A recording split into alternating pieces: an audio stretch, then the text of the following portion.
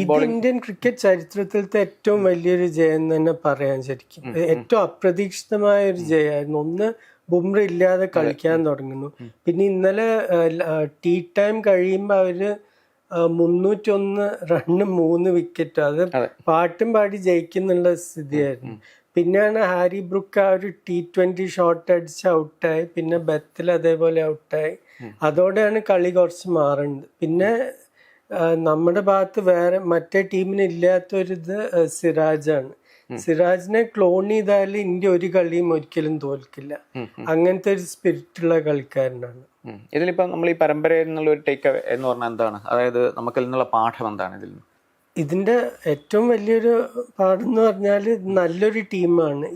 ഈ സ്ക്വാഡ് വെച്ചിട്ട് ശരിക്കും കളിക്കുക എന്ന് പറഞ്ഞാൽ ടെസ്റ്റ് ക്രിക്കറ്റ് വളരെ ലളിതമായിട്ടുള്ളൊരു കളിയാണ്. നമ്മളത് ഓവർ കോംപ്ലിക്കേറ്റ് ചെയ്യാൻ നോക്കുമ്പോഴാണ് കളികൾ തോൽക്കുക.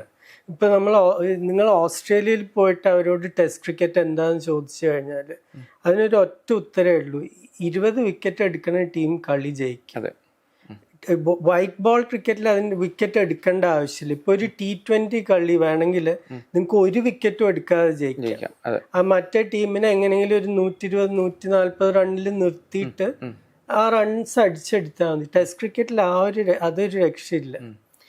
വളരെ അപൂർവമായിട്ട് മറ്റേ ടീം ഡിക്ലെയർ ചെയ്താൽ 20 വിക്കറ്റ് എടുക്കാതെ നമുക്ക് ജയിക്കാം. പക്ഷെ 95% 20 വിക്കറ്റ് എടുക്കാതെ ഒരു ടെസ്റ്റ് ജയിക്കാൻ പറ്റില്ല. ആ 20 വിക്കറ്റ് എങ്ങനെ എടുക്കുക? 20 വിക്കറ്റ് എടുക്കാൻ കഴിവുള്ള ബോളർമാരെ സെലക്ട് ചെയ്യണം. അത് നമ്മൾ ഒരിക്കലും ചെയ്യാറില്ല.